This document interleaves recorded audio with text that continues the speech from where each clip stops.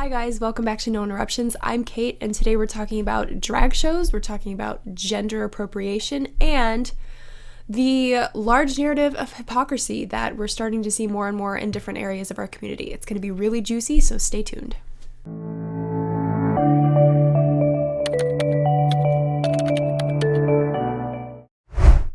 So first of all, I just want to clarify that typically when people talk about drag shows, and they tend to be more on the conservative side, you think that they're going to talk about a certain aspect, and that is sexualization of children. You know, they're doing drag shows in front of children, all of that.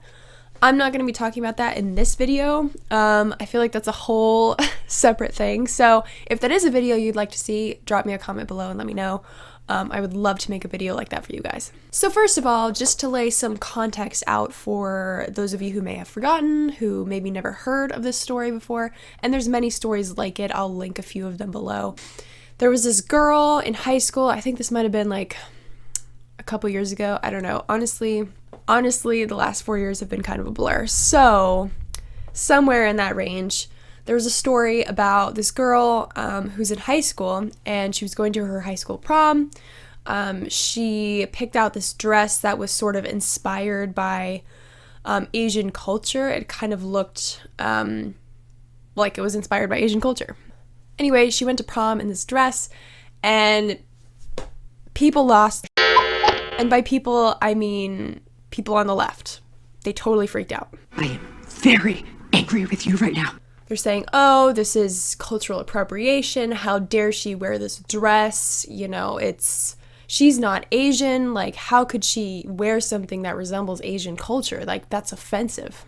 I'm sure everyone's heard of a story where someone who is white got in trouble because they were wearing the braids that are typically worn by black people. My point here is that anytime something like this comes up, someone who's white is wearing cornrows, you know, someone's wearing a dress that's inspired by another culture that's not their own, people on the left freak out.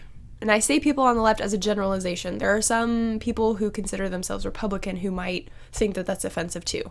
Though not many, if we're being honest. But so this is kind of the context and background of what I'm about to jump into, which is drag shows. So like I said, I could spend a lot of time on all of the things about drag shows and that kind of thing that makes my blood boil.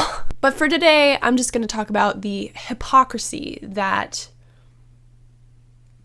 drag shows are swimming in. Like, it's so blatant and no one's talking about it. And that hypocrisy is this. So on the one side, we have cultural appropriation, right? You're not allowed to wear that dress. That's not from your culture. You can't wear your hair like that. Blah, blah, blah, blah, blah. Then over here, we have drag shows, right?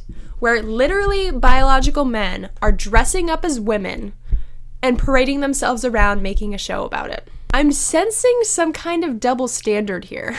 You literally have a biological man taking stereotypical features from a woman and dressing up using those features to make himself look like a woman.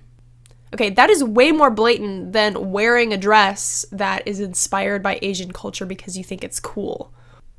Just a little PSA for everyone. Womanhood is not a costume that can be put on. Okay, and all of us have seen a preview in one way or another of what a drag show looks like. Just a preview. What these people look like when they're dressed up, right? They have these long wigs on. They have this horrible, you know, really exaggerated makeup. I've seen the video. It's horrible. They've got these body shapers on that gives them like big boobs and like huge hips, and it sucks in their middle part, right? All of these really stereotypical womanly features, okay? And they're dressing up like this, and people think it's great, right? People on the left. They think it's great. They think it's empowering. They think, you know, if you identify with women, why shouldn't you dress like that? Why shouldn't you, you know, make a show about the things you like? Meanwhile, I can't wear cornrows because I'm white? But are we seeing the imbalance here? The hypocrisy behind people on the left who are strong believers in cultural appropriation, and yet they don't see the parallel of gender appropriation going on right in front of their faces. And the reason that I'm bringing this up is because, you know, we just had Pride Month last month, right, in June. Although, if we're being honest, every month kind of feels like Pride Month now. Just to be fair, I'm not the type of person who is typically in favor of cancel culture. However, if the left wants to play this game of canceling people because they're dressing a certain way, because they're wearing their hair a certain way, whatever the heck the issue is this week, I am in favor of consistency. So listen up, here's the deal. If you want to make a big deal about people wearing their hair a certain way, wearing a dress that they like from a culture that they think is awesome, if you believe all of that, and you're in support of these drag shows where people are, in my opinion, making fun of the way women look stereotypically, you're creating a double standard for people you're in support of, the LGBTQ community, and people you're not in support of, literally everyone else. Open your eyes and look at what you've done! In conclusion, you can't have it both ways. Unless, of course, you are the left, which is why it's our job to keep them in check, encourage ideological consistency, and for the love of goodness, to be reasonable about the standards that we're setting for our culture and for our society. Thanks for watching. Don't forget to like and subscribe. Drop me a comment below on if you agree with this video, if you disagree, what's another topic that you think I should cover in another video. Visit dailyclout.io for more content, and I will see you next time. And it's Naomi Wolf of Daily Clout, and I am asking you to please, if you like the video you just saw, support us, become a member, donate.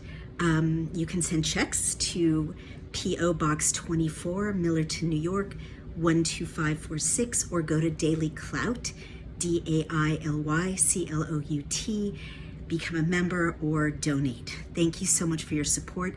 Every penny goes for paying our hardworking staff, paying hosting costs, and paying our lawyers who have been leading the fight to keep you safe and free, to keep the Constitution safe and to keep you free.